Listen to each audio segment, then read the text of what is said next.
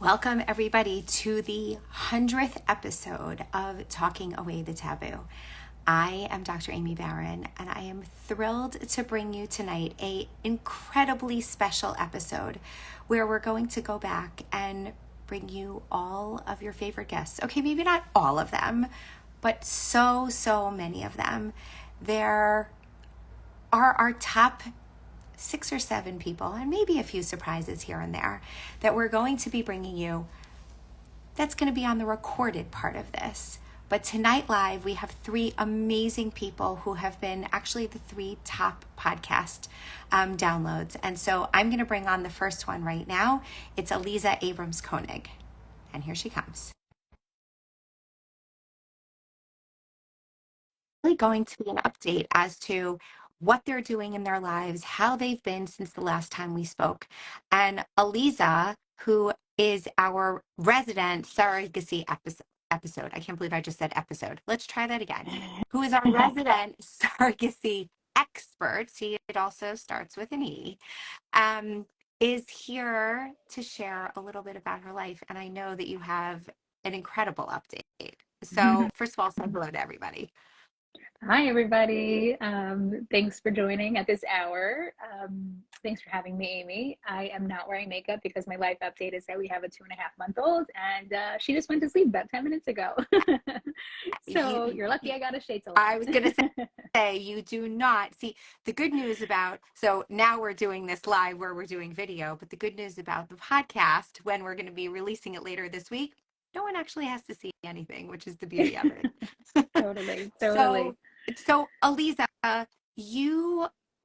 when you and I last spoke here, you talked about your entire journey of being single, of getting married, not exactly when you were expecting to, meeting your husband, who is amazing, and also this journey of your kidney disease and having a kidney transplant, and then realizing that for you, in order to be able to have a family, it was going to involve surrogacy. And so just give us the then, and then bring us up to speed. I know now you have a 2.5, I know you have a 2.5-month-old, and everyone else also knows, but tell us about the last number of years. Yeah. Excuse me. So like you said, 5.5 years ago now, at this point, I had a kidney transplant. My mom was watching live. Hi, Mom. She donated her kidney to me. And it was in that time when that was all happening, it happened actually pretty quickly. I was told that it would be really unsafe for me to carry a baby. But I actually found out that I didn't have fertility issues, which was reassuring, but at the same time, incredibly frustrating, because it was like, what do you mean I can do this, but I couldn't do it? And so simultaneous to getting set up for my transplant, I began the surrogacy process with my husband of finding an agency and finding a surrogate. And thank God we did find a surrogate fairly quickly. And what we thought would move quickly, it took about 2 years for our son to be born. And our son is emphatic that he's 4.25, but he's actually 4.5 at this point. But he's having a hard time getting to that halfway point.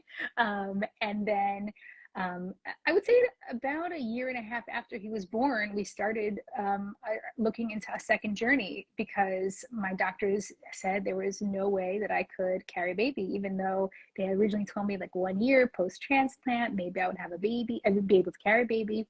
But I actually had a really rough 1.5 years, I would say. After my transplant, I was in and out of the hospital 6 times. At one point, I was there for a month.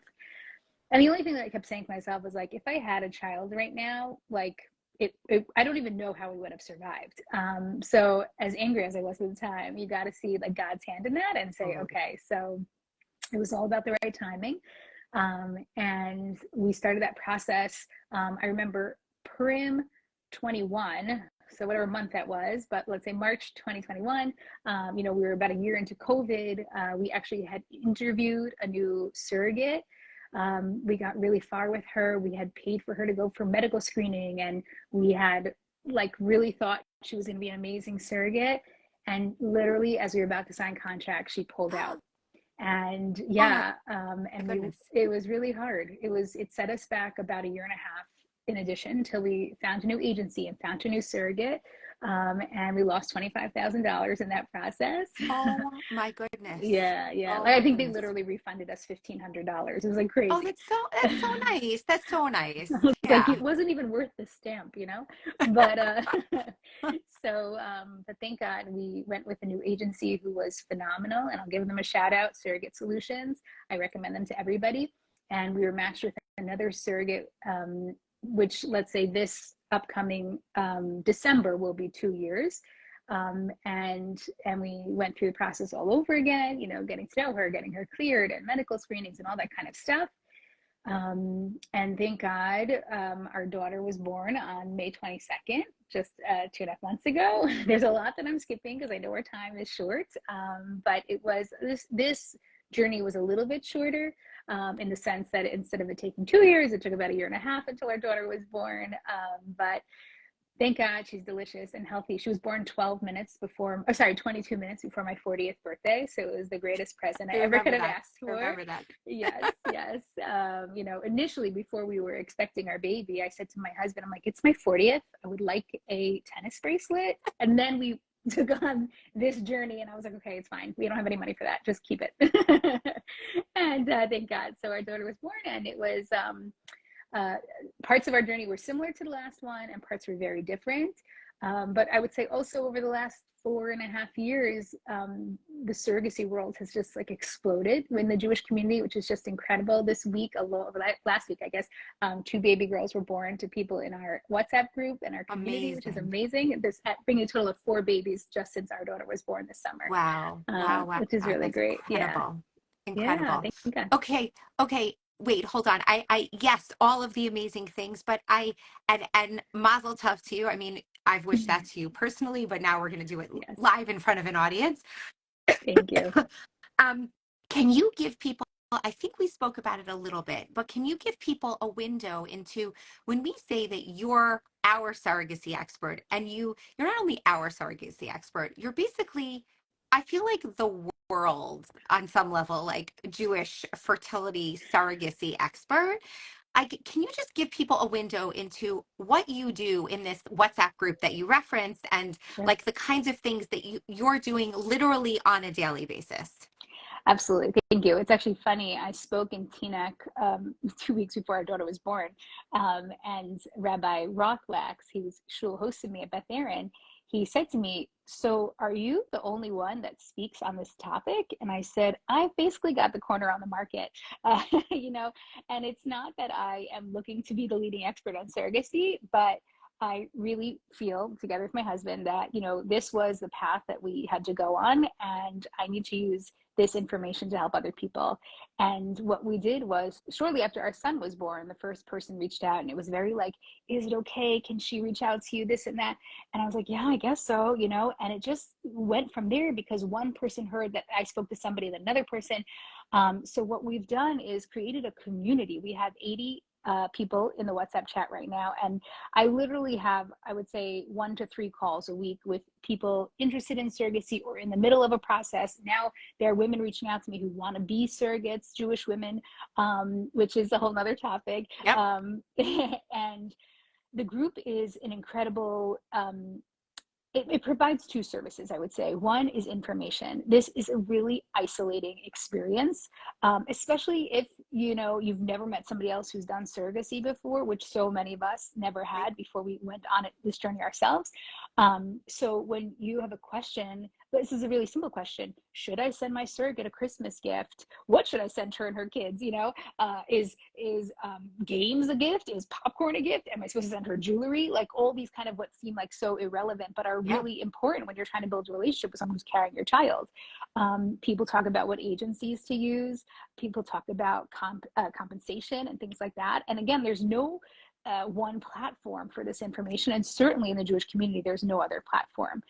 So it's really, really helpful. And then the other piece is it really creates community. There are people who really don't tell anybody else in their world, in their family, that they're going through this, except for the people in our group. So instead of feeling like you're holding this secret by yourself and you have no one to turn to, you have a group of people who know exactly what you're going through and are going through it with you.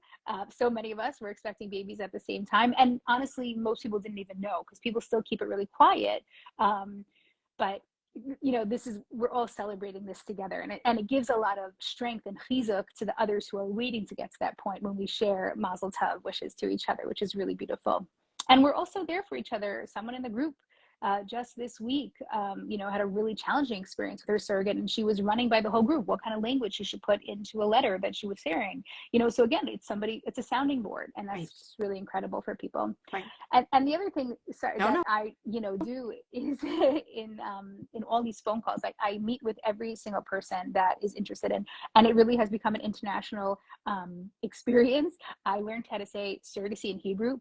Surrogate is pundakait, I think. I don't even know. I had a Zoom call with an Israeli couple. I speak Hebrew. I do not speak scientific Hebrew. And I'm like, I don't even know the word for embryos. I think it's like embryo, whatever, and just like trying to help people who are all over the world go through surrogacy. And there's obviously in all these different countries, there are different laws. And I'm like slowly becoming an expert on the craziness that it is. But, just trying to help people find other people who may have gone through the experience in their country is also helpful. Right. I have to tell you that I was at an event tonight, actually, where I ended up like just chatting with the woman who was standing next to me. And she said, "Oh, you're Aimee Baron." And she said, "Oh, I've been speaking to you because you gave me Aliza's name. And I'm Aliza, and she's amazing. And she's been helping out my daughter." And on and on, just like randomly, the woman I was literally standing next to. So you are really permeating and spreading those tentacles, exactly as you said, all over the world. Thank God. Okay. As we're like, we're doing these short little snippets tonight, just to give people a little bit of a flavor and an update as to where you are. Is there anything, as we close out your section, is there anything that you've learned? I mean, I know there's 1,000 things that you've learned, but something that you want to give to the community, you want to say to them now about like aspects of surrogacy, parts of your journey, any real piece that you want to share with them that you've learned in the last number of years now, as, thank God, a mother of two who has been through this process twice and who advises countless people on a weekly basis. What are your thoughts? I would tell people, don't be afraid to research surrogacy. If you're experiencing endless amounts of, pregnancies that aren't coming through, aren't successful pregnancies, I know that it's very expensive. I tell people you need to have about $150,000 available, but there is not necessarily grants available that you can just get money and never repay it, but there are interest-free loans in communities, in Hebrew Free Loan Society, that are available to people. And when I speak to people who say they've been trying for 10 years, 18 years, whatever, to have a child, even if it's 2 years, and they don't know what to do or where to turn, I really feel that surrogacy can be the answer for people. And if they want to even just understand what it's about, to please reach out. And then the other thing that I want to say is that I get a lot of actually inquiries from friends of people who themselves have children, but they have a friend who hasn't had a child, and they turn to me for like, how do I talk to this person? How do I share this information with this person? So my advice is, here's an example. A few months ago, not even so long ago, there was like a post going around, Jewish baby immediately needs to be adopted. You probably saw it, right? Yep. So 1.5 million people shared it. And I think probably in like 4 minutes, that baby, thank God, was adopted, or somehow that worked out really quickly. So somebody reached out to me and said, what should I do? How should I share this with my friend who has no children? And I said, you know what you can do? You could just write, I know you have a really large network. I thought I'd share this with you in case you wanted to share it further. And let that person take that information. I love that. Beautiful. Thank you. So just like think about, like, you could even send a few podcasts. It doesn't have to be specifically my podcast or anybody's podcast or whatever it is. And just be like, this really resonated with me. I just want to share it. I don't know if you've heard of her or this or whatever it is. And just like, without giving your 2 cents, you're giving your 2 cents, or you're sharing resources and information in like a relatively sensitive way. So that's what I would suggest to people. And believe me, people know that they don't have children, so you don't have to remind them. Oh, yes. Thank you for that caveat, because I wasn't so sure that people here knew. I'm hoping that we have a captive audience and everyone does know that. But just in case, yes, one more time, if people don't have children, they noted that they don't have Yes. children. Yes. And I'll go even further than more likely they not. They've already reached out to many doctors and gone down lots of different paths to try to figure that out. So Totally. yes, yes. Okay, Aliza, thank you so much. My Mazel pleasure. tov again. Thank you. You should just keep going from strength to strength, strength to strength, and be able to help the countless number of people that you're helping. It is such an honor to work with you and to watch you do everything that Thank you do. you. Thank you, Aimee, and thank you for all you're doing for the greater community. And everybody that's listening, make your donations. Thank you, thank you. Make your donations. Okay. Mwah. Good night. Bye.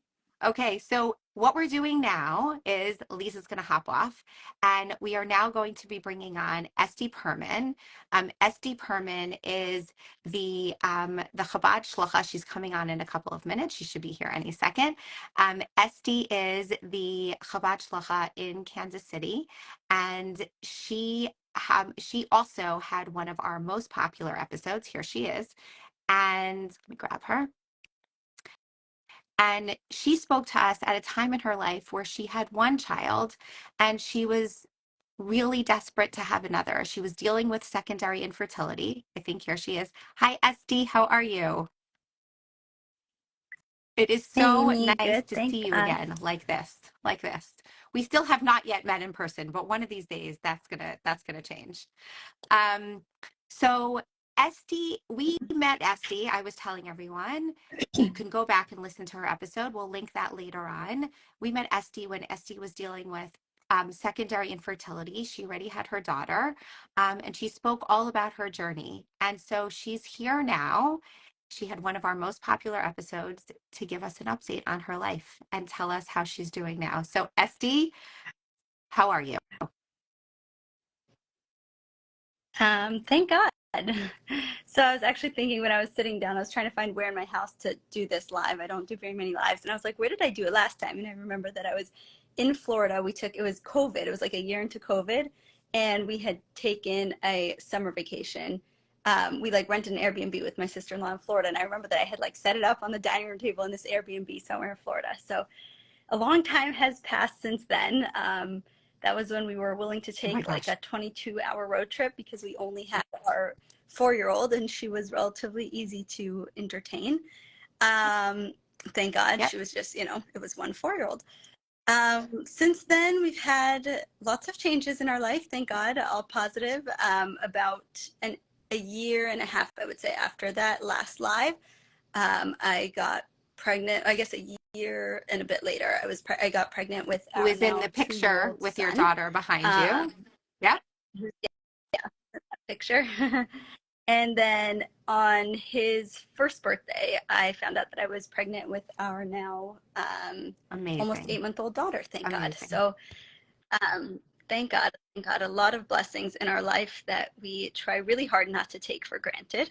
I can't say that much really changed. So my diagnosis for, anybody that didn't listen to the original one, I dealt with a case of Asherman syndrome, which is cervical scarring. And since that live with you, Amy, I've gotten so many Incredible. people that have reached out to me um, and that have gone, to meet with the doctor that I met. But and then after I dealt with that, which I thought was going to solve all my problems, I dealt with that when my daughter was like 2. I had a diagnosis of lean PCOS, which is super common. A lot of people are diagnosed with PCOS. I think a lot of people prematurely freak out about it, I want to say, as in I see a lot of people panicking, and Yep. PCOS it's such a range, this diagnosis that it can mean nothing. There can be people who are diagnosed with PCOS their whole life and have no problem conceiving. There can be people who have, a mild PCOS diagnosis and have a really, you know, hard time conceiving. So I think it's important for people to, create their own story, I guess, and not to panic too much about it. But I did, a lot of basic PCOS treatments for like 2.5 years and just didn't work. No, for no reason that we can really tell. Even after I switched providers, who eventually was like the doctor that, you know, Yep. we call him our Angel Rafal, who was the right fit. But yeah, and then eventually, I guess God just decided that the time was right, and And and here we do are. you, I guess, now looking back, I mean, you are in a very different position as a mother of three, and thank God you are in this position. Looking back, you had decided, I mean, you had decided to go public. You had a 4-year-old plus and still had not had any other kids. And in your world, that was not common. And do you have any regrets? I know you said that people spoke to you then afterwards about Asherman's, and then, you know, and then were able to seek the treatment that they really needed because they were dealing with a similar situation. I guess my question is, do you have any regrets about being public about your story, and then now having two other children? Like, does that feel almost like that piece of your life doesn't matter anymore? Do people kind of, do you think about it differently? I'm curious what your thoughts are. I definitely don't have any regrets for sharing what I shared. I can say that I've had a very hard time finding my footing on sharing publicly since then. Only because I think I'm a pretty sensitive person, I think, and I'm always kind of hypersensitive to causing anybody else pain. And I've found it really hard to find that balance between just, you know, the way I just write basically about my life and whatever is going on in my life. And I found it a little challenging to, you know, to walk the line between sharing about the happy chaos, thank God, in my life right now without hurting anybody else, while also being sensitive to, you know, to everybody else's story and my own story. So I do often find myself like checking back hard facts, you know. I'll be like, wait, you know, she was 5.5. Like, that's a fact. Like, the fact was that I did try for this many years, you know what I mean? Kind of to try to validate to myself that the struggle was real, because I'm not a very, you know, I'm kind of an optimistic person overall. So I find it very easy to leave that behind, in a good way, I think. But yeah, so that's been a little bit more challenging, to, you know, how much do I share? Like, is it fair to, you know, to remember that time publicly when I've, you know, kind of so clearly Right. moved past it. And Um, and and do you, but I guess my question is, do you, and so what have you settled on? I mean, because there is, you know, I know for myself that after I had my twins, I'm, for those of you who don't know my story, so we also had years of secondary infertility, with many miscarriages, and after many of those losses, then we ended up having twins, and twins are hard. And I found myself not able to share how hard it was. And because I felt that I had to be so grateful. And so I'm wondering if some of the like hesitation that I hear from you, and I have noticed that you've kind of gone a little bit dark on social media, which is absolutely fine. We all can, you know, go in and out as necessary. Um, is it the hesitation because, and I heard the, because you don't want to make other people feel bad because you now have this, you have two beautiful children, thank God, and now a family of three, and so you're worried about those who are still sitting in the place of infertility or any kind of fertility struggles? Or is it also, is there some piece of it where you don't feel like you can be authentic and genuine in where you're sitting now because you're worried that people are going to judge you and say, like, how could you be, I don't know, X, whatever it is, because you spent so many years wanting exactly this? so actually, no, I think I'm pretty, and I've actually spoken about that. That I think, you know, and I think this is something that we're much more cognizant of now, I think, than when you had your twins, that like there is no hierarchy to pain. Everybody's struggle when they're struggling is a valid struggle. So that part has actually been okay for me. I think it's a little bit more of like a survivor's guilt. Like, you know, why me? Why not them? You know, and then why me twice? And why not them still once? You know, and like I like constantly have the kind of this, I'm sure you have this too, like this, you know, rotating like, you know, catalog of names in my head of like this person and this person, and they're still waiting and they're still waiting. And, you know, and even if I don't talk about it often, I really am constantly thinking about these people. So it's more of like you know, that feeling, while at the same time, logically, I know that, you know, everybody deserves it. And the fact that, this happened to me and it didn't happen to them is nothing, is God's story to tell and not a story that any of us will ever understand. So it's something I'm learning. And then part of it's just practical that like, and this I have to remind myself because I often feel bad, like, oh, I used to be able to write so easily, and I was able to, write better than I can right now. And then I just have to remind myself, well, I have a toddler and an infant. And, and for so many years I had just a kid who was pretty independent and would play by herself. And I had like physical time and I just don't have that. So I think it's kind of, I hope one day I'll be able to get back to that writing. Right. Or to writing more, I should say. Look, the reality is that there was room in your day to be able to express in a way that you can't now. Like even when she was in school or she was independent, right? Like it's, yeah. What? Totally. Yeah. Yeah. What?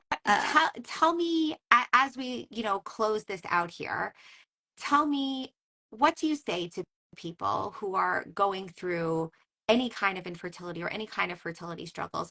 How do you give them chizuk? How do you give them strength? What can you offer them in light of your own experiences? Because it lasted for a lot longer than you thought, and then here you are, thank God, in a very different position. So what do you say to people when they come to you?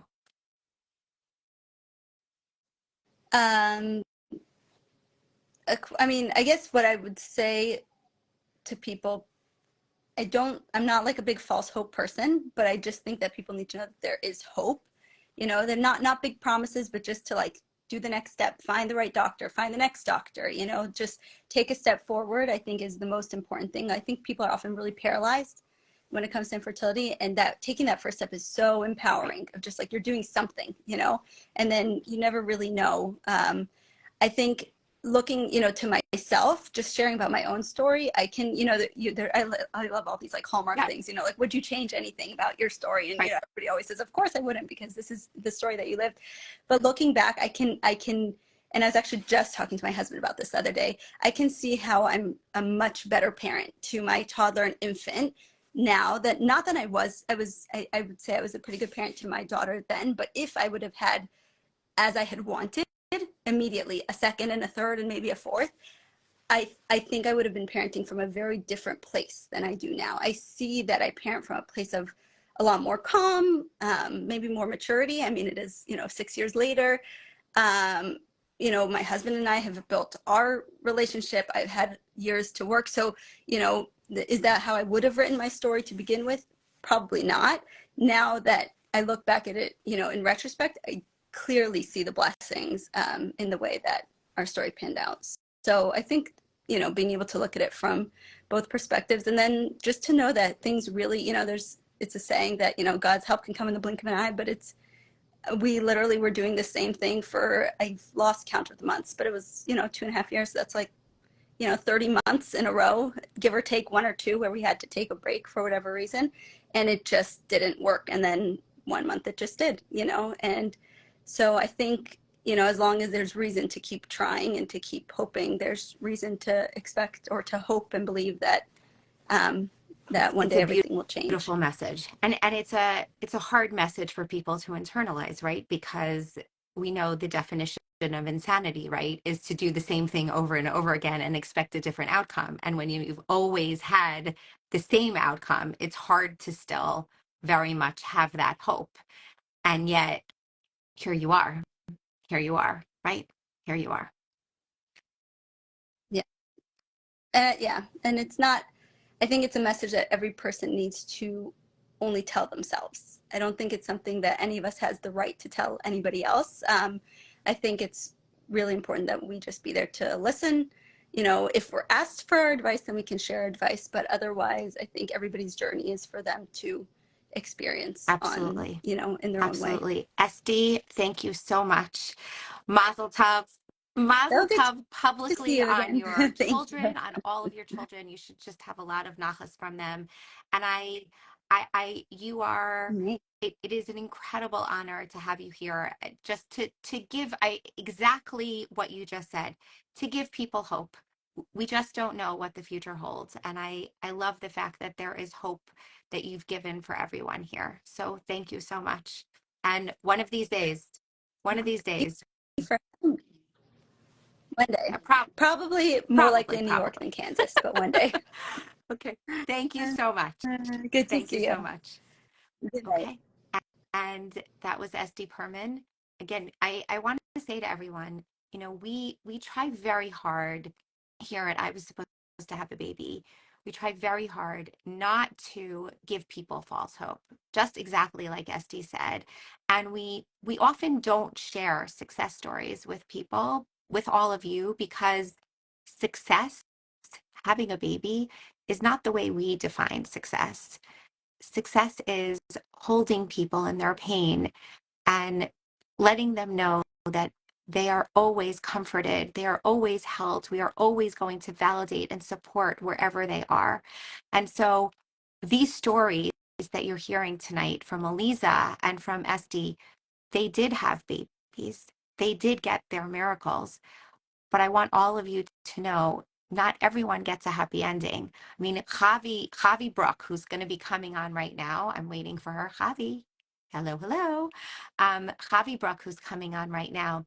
Chavie's story is she and her husband have infertility, and they have never shared any more about their infertility, but they adopted 5 children, and that is the way they built their family. And Chavie spent, we did 2 different podcasts with her where we spoke all about, Chavie, push the, tap the button and tell me that you're here so I can add you. Welcome to technology, everybody.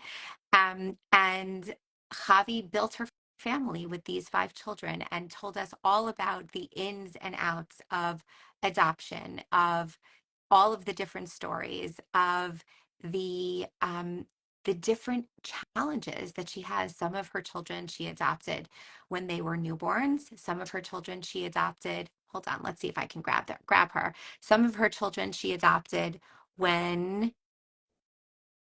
they were much older. Her daughter Shoshana she adopted as a teenager, and the different challenges. Here she is. Here's Chavie. Hello. And she spoke about, I was just telling people your story, giving them a quick update, and you spoke about so beautifully both times. I mean, we're going to have to do a part 3 and a part 12. We're going to get there eventually. It's always something to talk about.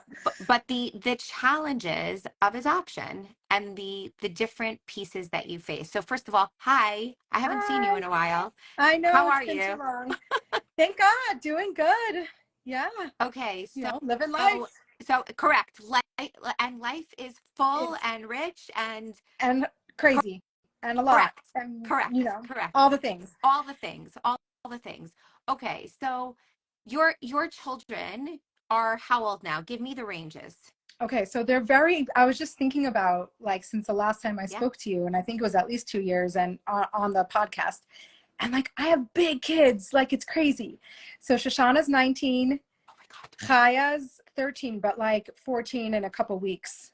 Zisi's 12, almost 13. Menny's 10, and Hanaleya's 6. Oh my goodness. My baby is 6. It's very difficult. Okay, I feel like I need to take a deep breath also, because I actually wasn't expecting that. Like I know, just said, right? I just said, I know you adopted Shoshana as a teenager, but like 19 for me seems like she was 12. Right. So it's this month, it's going to be 7 years. Yeah. Right. Wow. Yeah. Okay. So, in like, the 15 minutes we have or less here, catch us up on your entire life, Chavie. Give us the highlights. I was thinking, I'm like, how am I going to do this in 15 minutes? Practically speaking, you have now been a mother of this brood of children, this multifaceted, layered, different needs, and these are your adopted children. Can you give us some of the highlights and give us some of the challenges as they've gotten older, what you've been dealing with lately? Give us a little bit of that. So, I mean, I think the highlights are, it's like every child, and as they grow older, and every experience that we have together just forces us to grow so much in communication, in attachment, in understanding like the brain and the subconscious. And like, I'm always fascinated, and the layers of the layers that you peel away, and the older you are, and the more, and the older your children get, and the more they experience, the more like you experience as a mom. Like, even just 2 years ago, like I have so much more knowledge and so much more under my belt than I did 2 years ago, so, and a lot of significant things, happen in those times, like as your kids get older. So some of those things, like I was very open about the fact that my son, Manny, had to go to treatment for a few months. And that was a huge, huge challenge, and something that changed all of us, Right. Forever, and there's the trauma piece of that. And then there's the beauty and the attachment and growth and understanding that comes from that. So that has happened in the last few years. Shoshana graduated high school. She was also, in wilderness therapy, and that she had her journey. And then she came back home for 11th and 12th grade, which was amazing. And she graduated high school, and she's going into her sophomore year in college. And she's living in Bozeman, but in her own apartment. She's definitely on a very, very different journey than I would have ever imagined. And that takes a lot of, if I dare say, maturity and growth to just really work hard at accepting that this is not my story. This is not my life. I wish it would be a little different, but growing in our connection and attachment, while watching her do things that, don't align with your values. You know what I mean? Like that takes a lot of, if I say, strength. It takes, and some days it feels like I'm not going to make it through, and together we do it. And it's, but what comes out of that is so beautiful. It's just so beautiful, but not without its pain, and not without its, ups and downs. And to get to the beautiful part, there's a lot of gritty, like figuring it out and trial and error, and like a lot of reckoning, personal reckoning. Like, why do we think the things that we think? Why do we do the things that we do? How do we support our children when they're not on the same path as we are? Like, that's a lot of self-reflection is needed to like navigate these challenges. And now I feel like I have, 3 teenagers. One is moving out of the teenager, kind of realm, and she's not living at home, but it's still a huge part of our lives. And then I have these 2, younger teenagers, and it's throwing me for a loop, like just so much. Like my daughter Zizi, I did speak about this as well, is, she has GLUT1, she has a genetic challenge, and it's a metabolic, and it's a lot of things. And I don't think a lot of people really pay attention to this, is that puberty is something that happens in our brain mostly. And so our brains we think a period, we think this, we think that, we think of the physical changes that happen to our body, but we don't necessarily realize that the brain is completely changing and realigning and growing and adapting to its new load. And so it takes so much energy. That's why a teenager, needs to sleep a lot, needs to eat a lot. They're like toddlers again, right? Because it takes so much energy for that brain to develop. Yep. And so when you have a daughter who has a condition that affects the energy of her brain, and she can't fuel her brain properly, so puberty is taking up every single ounce of energy that it has, and it leaves her with very little to like function properly. Yeah. So we deal with that. It feels like we regressed quite a bit with, behaviors and stuff like that, because, but paying attention and understanding and asking the questions of why this is happening makes a huge difference, because now I understand. Like, it's frustrating, and sometimes I get, really depleted and angry, and then I have to remind myself, like she's doing the best she can, right. And I know why. Like, I know why this is happening. Right. So that's a little bit. And then my 6-year-old, she's turning 6 in 2 weeks. She's, I always joke, I'm like, I thought I saw it all. I thought by her, like, I saw it all. And she manages to to like make me feel like I have no idea how to be a parent. Like, how do they do that? I mean, like, so she's doing great. She's amazing and feisty, and she's really, really, really like teaching me a lot. Like teaching me a lot. That's what they do. That's what they do. Okay, Chavie. So here's my question to you. Mm-hmm, mm-hmm. What would you still do everything the same? Would you still like absolutely adopt? Would you still absolutely like knowing everything that you know? Do you still recommend adoption to people? And I'm going to throw in another question all boiled into this. And as they get older and start to ask more questions about like, where am I from? Who are my parents? Like, and I know that you and I have discussed, and everybody should go back and listen to our other podcasts. Some of the adoptions you have open relationships with, some of them you don't. And so as you're getting older and as your children are getting older, what are the kinds of things that you're grappling with now as a parent? I think so. I'll try to make sure to answer all the questions, but I'll start with the first ones. Is would I do everything the same? Like, I don't know. Like I don't know. Like I think part of the reason why we make choices is because we make the choice with the knowledge that we have, and I think it's by design, right? Like Hashem kind of orchestrates your life journey and gives you the information that you need to make the choices that you end up making. So like, I don't know what I would do if I had all the knowledge that I have now. What would I do? Like, I don't know.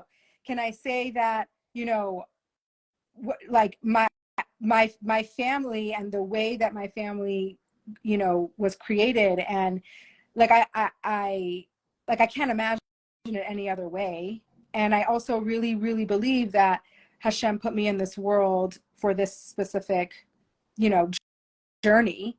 And my favorite thing that I teach a lot of Tanya, and the favorite thing that I came across recently is that the challenges that you go through and the like your life's journey is the evolution of your soul. It's what your soul needs to reach its full potential. Wow. And just let that sink in for a minute. Like, it's so powerful. Like, my journey was meant to be this because my soul needed this, like, friction, and needed this specific journey to reach its full potential. And if I can reflect and be like, what kind of parent am I because of the circumstance that I'm in? What kind of person am I? Like, I can 100% say I wouldn't be, the person I am today without the journey that I've been on. So is it hard? Sometimes I look at my life and I'm like, how the heck did I get here? Like, how is this my life? Like, what? Like, in shock, right? Absolutely. And I still get a lot of, phone calls and questions about adoption. And I think the only thing that maybe shifted a little was just really, like, I don't think it's my job to tell every single person all the challenges and all the hardships of adoption. And, and I think because every journey is going to be, I don't know what it's going to look like for them. I don't know what the challenges are going to be for them. But I do think it is in my duty to make clear and help people recognize that raising adopted children is not a substitute for raising biological children. It's not like switch one to replace the other. And as a 23-year-old, like, I kind of thought that, like, no, I didn't know I didn't have anyone telling me differently. But through my journey, through a lot of therapeutic work, through, really understanding what I'm, what my life is and what I'm dealing with, made me understand that this is not like a substitute. This is like a different path, a fork in the road. And a lot of people go this way and I went this way.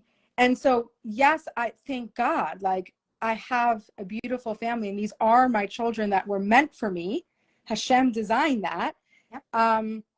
But to think that it's going to be the same as a biological child, I feel like that does a disservice to the child and to you, if that makes sense. 1,000%.